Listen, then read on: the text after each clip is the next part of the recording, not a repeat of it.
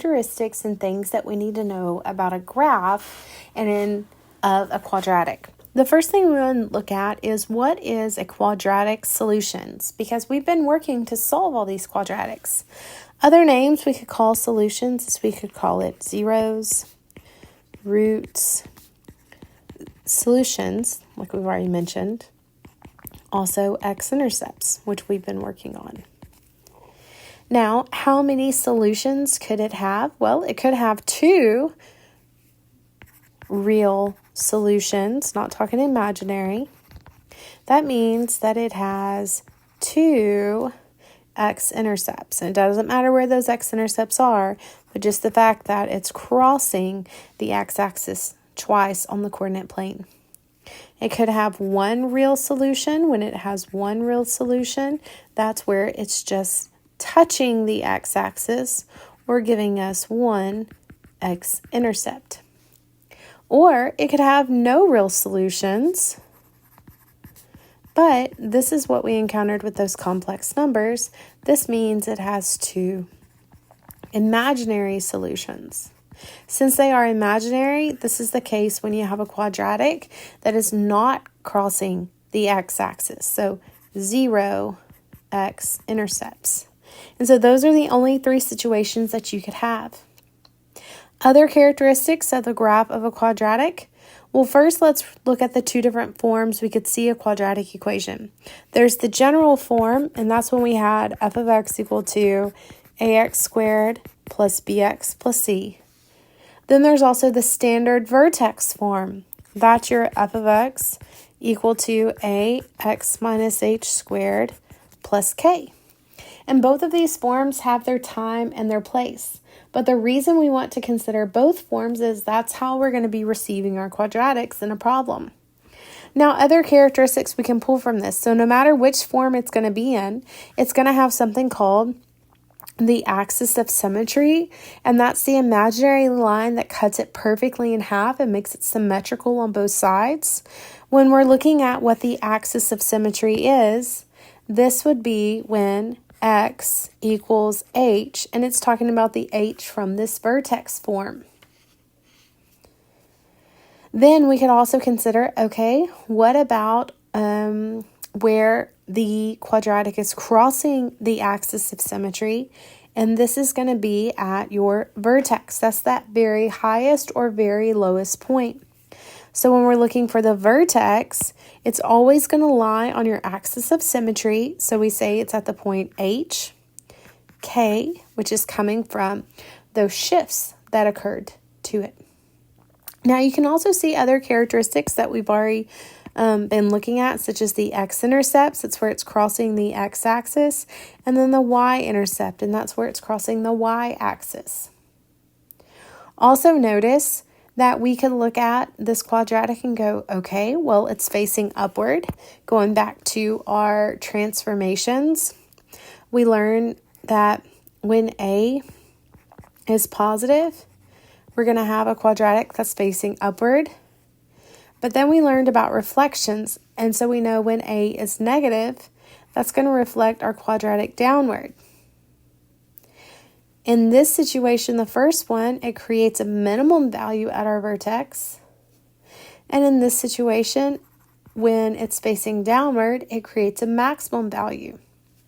So at this vertex, that means we're going to have a minimum or maximum at that ordered pair.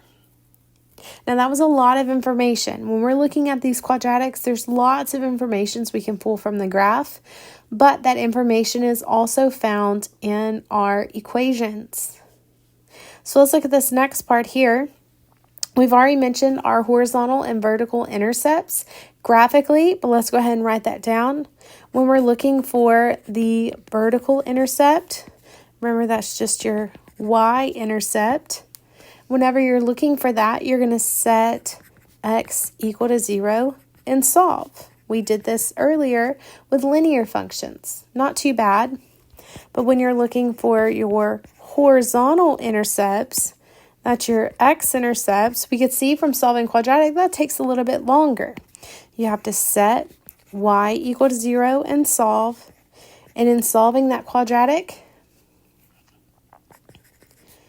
you're going to have to go back to one of those steps of solving quadratics, of factoring, of extracting the square, of completing the square, of quadratic formula. So you just have to look at the situation. Now, if you look at this example right here beside me, you can see that in this example, I would have a vertex here at this point. So that's 3, 1. I would have a axis of symmetry right here going through that vertex is what would symmetrically just kind of cut it in half. That would be at the value x equal to 3, because that's the equation of a vertical line. I would have a y-intercept of 0, 7. And in this one, I would have no x-intercepts. This one just exists in that quadrant 1. And so if I were trying to solve that out and looking at the equation, I would end up with some imaginary factors, which I cannot graph on the coordinate plane. You can graph imaginary numbers, but it would be on a different plane. So that's just looking at a graph of the situation. Let's look at an equation and see if we can find all of the same information. So with this one, it says, find the vertical and horizontal intercepts. So when we're looking for the vertical and horizontal intercepts, remember we just wrote this down. With the vertical intercepts, we're looking at our y-intercept. So we're going to set x equal to 0 and solve. So I'm going to take my f of x equal to 3x squared plus 5x minus 2. And I'm going to set these x's equal to 0. So that gives me 3 times 0 squared plus 5 times 0 minus 2. All those zeros, and I'm just left with negative 2. Now that y-intercept is an ordered pair, so I'm going to say 0, negative 2. Now in order for me to find the horizontal intercepts, remember we just mentioned that's your x-intercept. So you're going to set y equal to 0 and solve. This one's going to be a little bit harder. Those x-intercepts are a little bit harder to solve for. And our go-tos for this are going to be factoring or quadratic formula. So if you're needing a little bit more assistance with that factoring and quadratic formula, please reach out. So I'd say 0 equal to 3x squared plus 5x minus 2. Now with this one, I could factor it. So I'm going to multiply these two together. That gives me negative 6x squared. My options for 6x squared would be 1x and 6x, 2x and 3x. And then I would say, okay, well, one of them has to be negative, so it multiplies to give me that negative 6x squared. And then I can see that this grouping would add to give me the positive 5. The whole reason I'm doing that is to split that. So I get 0 equal to 3x squared plus 6x minus 1x minus 2. And then I'm going to factor by grouping. So in the first, I would take out a 3x, leaving me with x plus 2. And in the back, I'm going to take out a negative 1, just so I can create that x plus 2. Now that this grouping is the same, I can pull that grouping out front, and I'm left with 3x minus 1. Again, just go back if you need some more practice with the factoring, go back into that section, or reach out. I can send additional resources. Now, once you get it factored, my whole point was to be able to solve this. So I'll say, okay, well, x plus 2 could be 0, and that gives me negative 2. 3x minus 1 could be 0, and that gives me x equal to 1/3. So where are my horizontal intercepts? They would be at 1/3, 0, and negative 2, 0. So we've still got to maintain what we did earlier with solving quadratics, and in this case, it's in order to find those x-intercepts. This one I want to work with factoring, but let's do another example. Find the vertical and horizontal intercepts. So remember, vertical, that's your y-intercept. Horizontal, that's your x-intercept. And so y-intercept is not too bad. I'm going to say f of x is equal to, I'm going to plug in, remember, x equal to 0. So 2 times 0 squared plus 4 times 0 minus 4. So that gives me negative 4. So I would have a y-intercept at 0, negative 4. when you're looking at your x-intercept or your horizontal intercept, you're going to set y equal to 0, so a little bit harder. I get 0 equal to 2x squared plus 4x minus 4. With this one, let's practice our quadratic formula. So when we're doing our quadratic formula, our steps are going to be identify your a, b's, and c's. A is 2, b is 4, c is negative 4. Write your quadratic formula, negative b plus or minus the square root of b squared minus 4ac all over 2a. And then write your quadratic formula with blank parentheses anywhere you had a letter. Once you have that template set up, go back and plug in your a, b's, and c's. So this gives me 4, 4, 2, negative 4, 2. And then let's start cleaning this up. So this gives me x equal to negative 4 plus or minus the square root of 16. And then the negative 4, 2, and negative 4 give me a positive 32 all over 4. So I get negative 4 plus or minus the square root of 48 over 4. Now I would go and take 48 and plug it in my calculator. You'll see that it gives you a decimal when you square root it, so we're going to have to break it down. How do I break down 48? That's 2 times 24. Break apart 24, that's 2 times 12. Break apart 12, that's 3 and 4. And I'm just breaking apart until I get all those primes, so that the square root of 44 is equal to 2 times 2 times 3 times 2 times 2. I'm just listing out all those circles.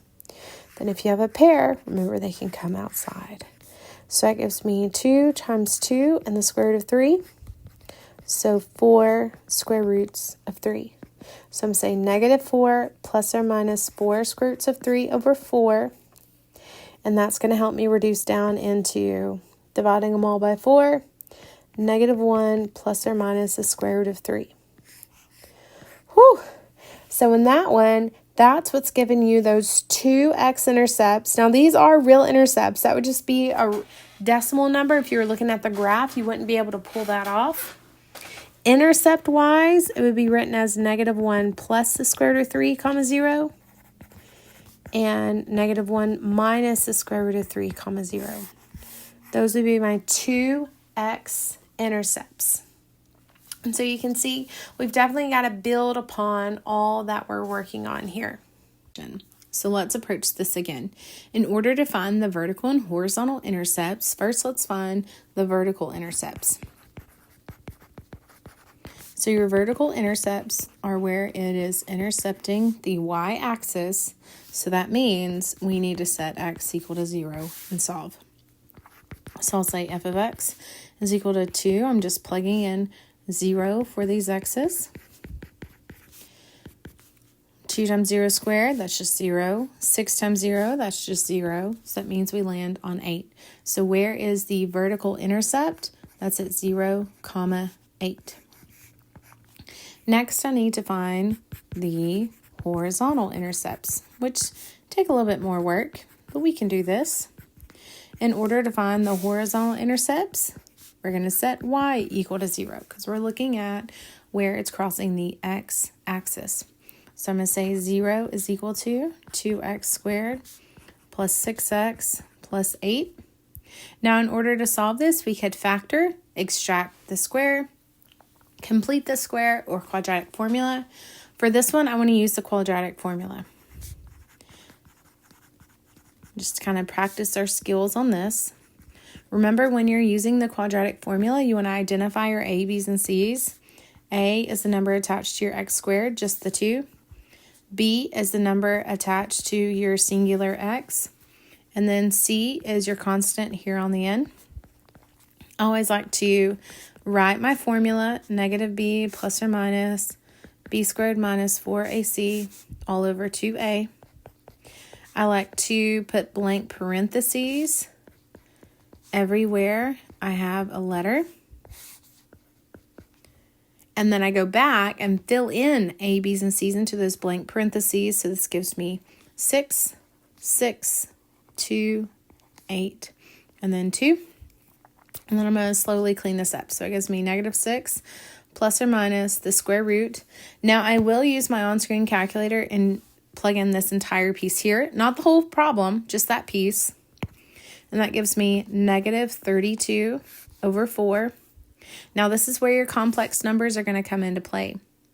When you're looking at this, we can actually, because we're looking for the horizontal intercepts, we can stop right here because we have learned that that negative underneath the radical means we're going to have an imaginary number. So that means imaginary means no real solutions,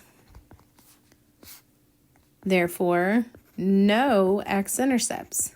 Now, if we were just trying to solve for x, this wasn't a horizontal intercept problem, then we would continue on and get our answer. But we're trying to look for intercepts, something graphically on the x-axis where it's intercepting.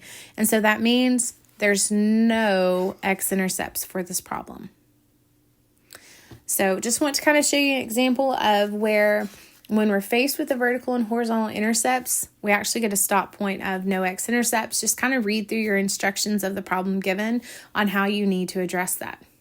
Now, with this lecture, we've been looking at different quadratics, and we've already looked at a quadratic where we would take it from standard form or in a vertex form and find the vertex. But let's look at how do we get a problem from general form into the vertex form. How do we take something that is f of x equal to ax squared plus bx plus c and turn it into f of x equal to ax minus h squared plus k? Like, how do these two forms relate? And so what we're going to do is we're going to go back to what we were doing with solving a quadratic. And in order to complete this, we are going to, we're going to have to complete the square. Once we complete the square, it's going to put it in that form. Or we need to use a formula. And the formula that we use in order to put it in that vertex form, our h is equal to negative b over 2a. And then the k that we would get would just be when we plug in that h value into our situation. So maybe we should kind of write that. You're going to plug h into f of x. And so one of these two ways. Now, if you're not super fond of completing the square, this is where that formula is going to come into play.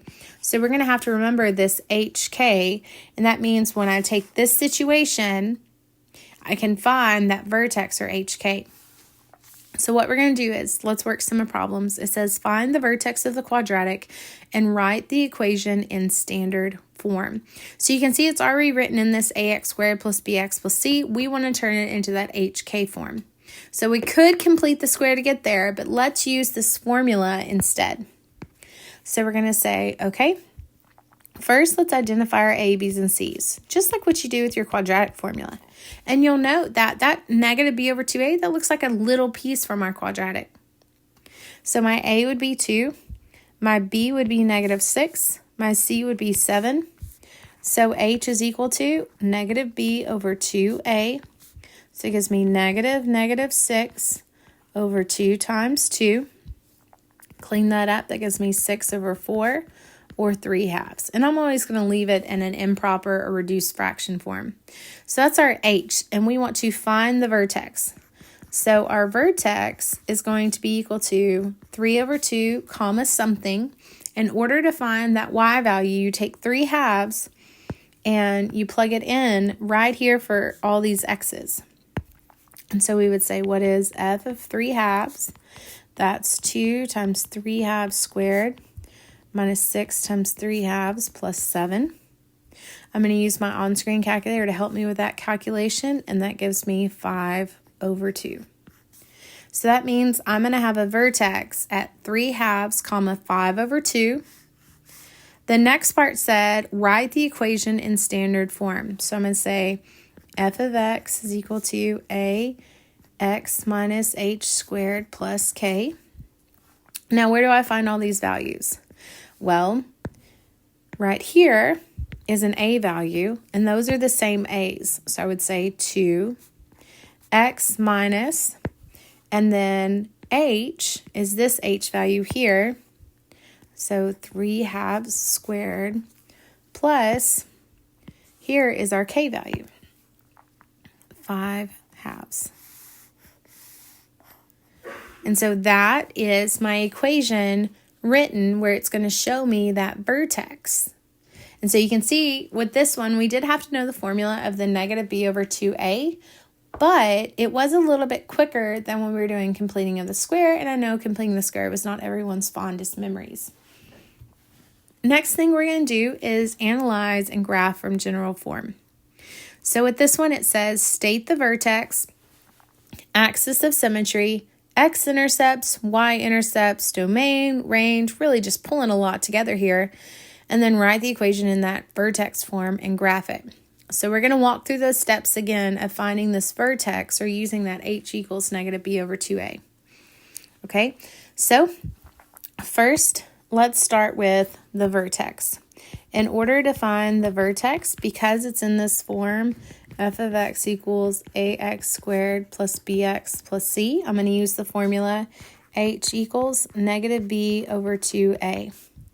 So let's see, a is negative 5, b is 9, c is negative 1.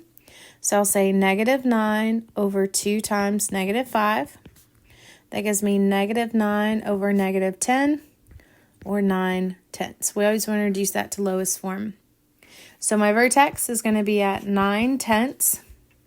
In order to find that y value, I need to plug in 9/10 into my equation. So negative 5 times 9/10 squared plus 9 times 9/10 minus 1. I'm not going to fret with all the squaring and multiplying of that fraction. I'm going to plug it into my on-screen calculator, and that gives me 61 over 20. You do want to use the toggle and make it a reduced fraction, not the decimal number. So that means my vertex is at 9/10, comma 61 over 20. So I've gotten my first step of finding my vertex. Next part says to find the axis of symmetry. Well, your axis of symmetry is always going to be, your vertex will always lie on that. And so if I'm looking for my axis, it's going to be at x equal to that h value, or 9/10. Remember, it's always x equal to a number because it is an equation of a vertical line. And let's go ahead and maybe graph that over here. When I come over here to my graph, 9/10 is almost at 1. And so I'm looking at, here's my axis of symmetry. Just making kind of a dashed line here. And let's see, 61 over 20, that's about 3 1/20, so just estimating here. Not very nice numbers on this one. So right here would be my vertex. So this is x equal to 9/10, and there's my vertex here. Now it said to find the x and y intercepts. So in order to find, we'll do the y-intercept first. Remember we said x equal to 0. So f of 0 would be equal to negative 1. So I could even go ahead and plot that point. So that would be at 0, negative 1. And then we'll go into our x-intercepts, which we've seen our previous examples take a little bit longer. So where is our x-intercept going to happen at? I'm going to say 0 equal to. Now with this one, it would make my life a little bit easier if we worked with the vertex form. And we got that from the previous part. So let's put that underneath here. F of x would be equal to our a, which is negative 5, x. Now I'm going to use my vertex, minus 9/10 square plus 61 over 20. And this right here is my vertex form of the equation. And the reason I want to wait and find my x-intercept using that one is I want to show you how that one solves out, just to give us a different type of example here. So I'm going to take negative 5, x minus 9/10 squared plus 61 over 20 and set it equal to 0. So I'm going to slowly move pieces off of it. So I'm going to subtract 61 over 20.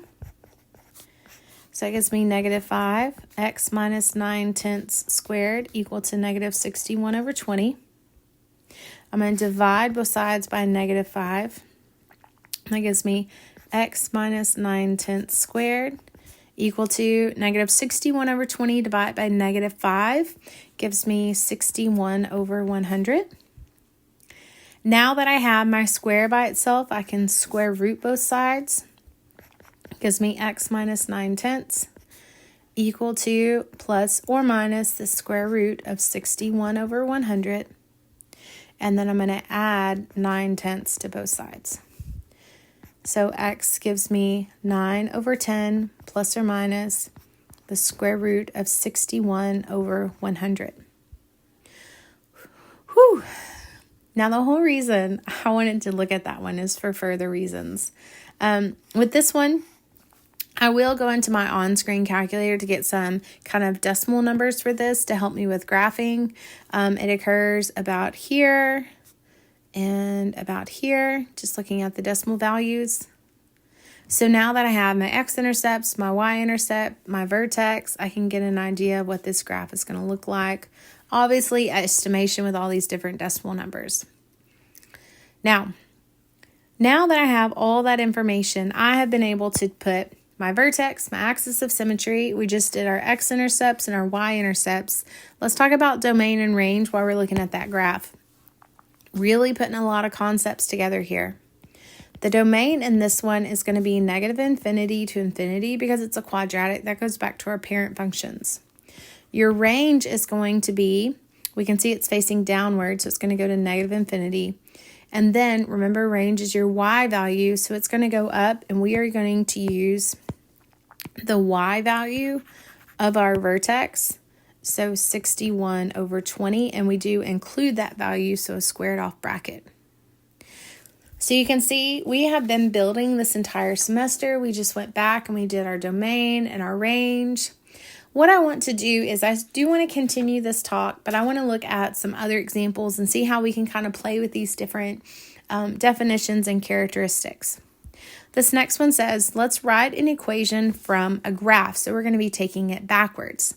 So in the previous one, we had an equation and we had to graph it. Now we're going to start with the graph and move backwards. And there are a couple homework problems like this. When you're starting with a graph, the first thing you want to do is you want to find your vertex.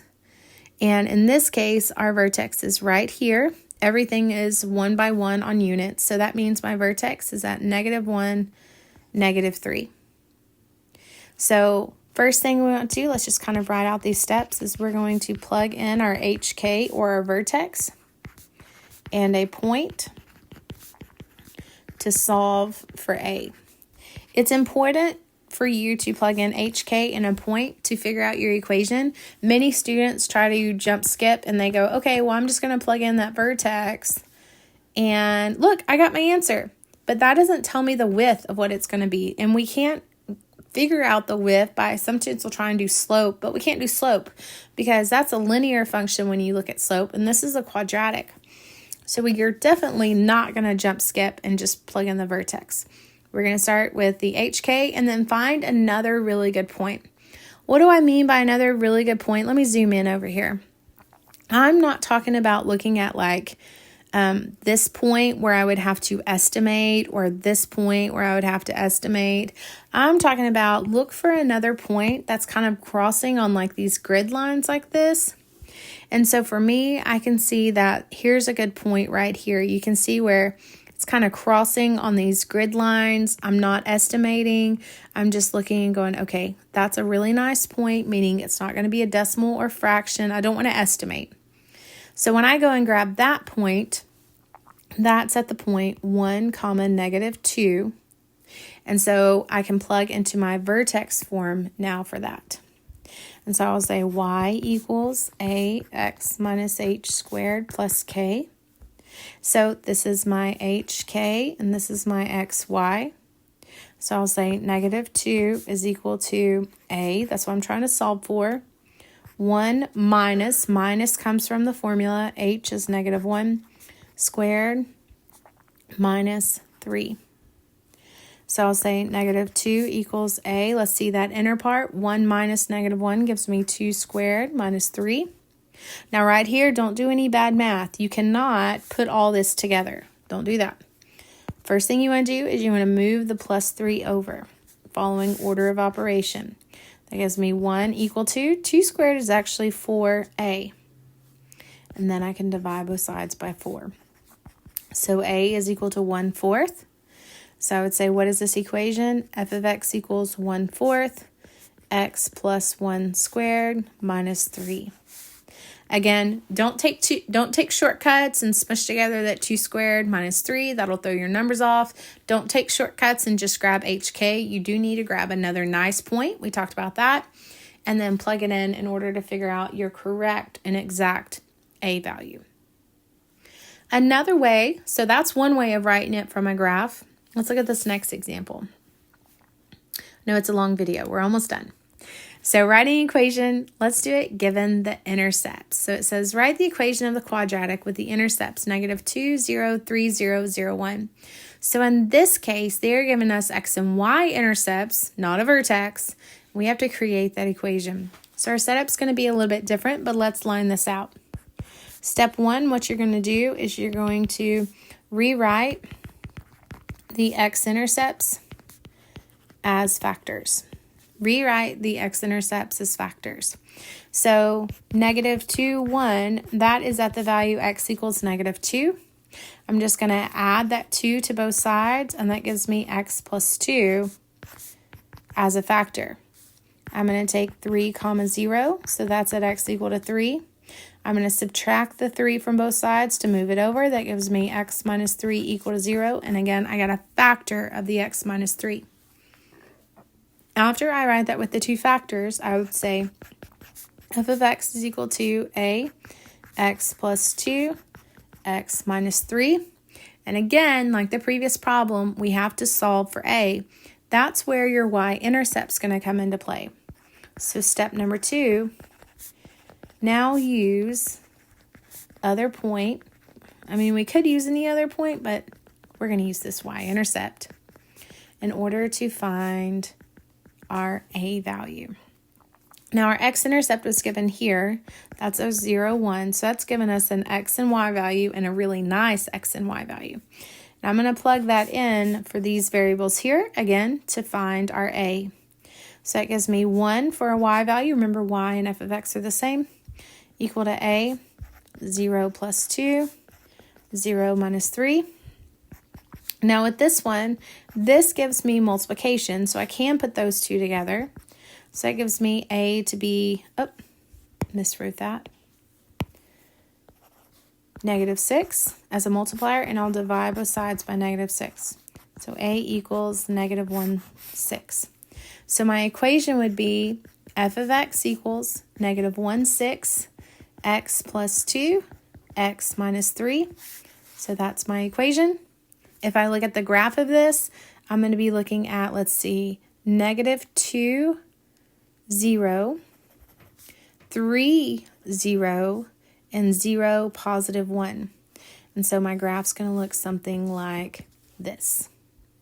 So again, I just want to show you another example to help you to see how we can get either the equation from a graph or a graph from equation. One more example and we'll finish this up.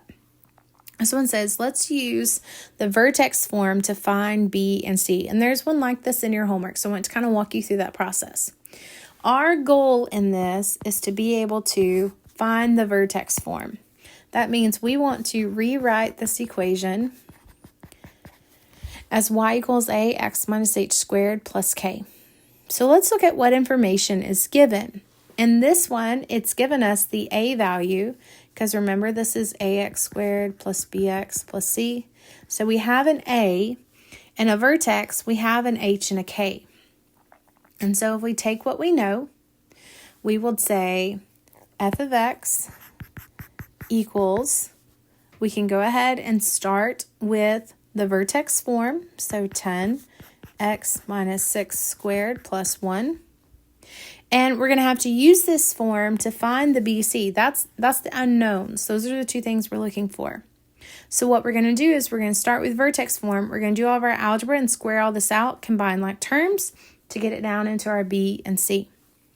So I'm going to say f of x is equal to 10. The first step is I'm going to square out this x minus 6 so I can get rid of that part. So I'm going to FOIL that out, so it gives me x squared minus 6x minus 6x plus 36 plus 1. I'm going to distribute that 10 into there. Well, before we do that, let's put those terms together. So f of x equals, just cleaning up my parentheses here, x squared, I'm putting these two together so I have less pieces. Distribute that 10 now. So that gives me 10x squared minus 120x plus 360 plus 1. And then lastly, I can put those two together. So I was able to start with the vertex form, get it all the way down into that ax squared plus bx plus c. So b would be equal to negative 20 and c would be equal to 361. And so with this one, the starting steps weren't bad, and then the rest of it was just foiling and combining like terms. Again, it looks scary because you're solving for B and C. Those are kind of unknowns you're not used to solving for. But just kind of use this as a guide. Go and try all of the homeworks and then reach out to your instructor with any questions you need. We can send additional resources, etc.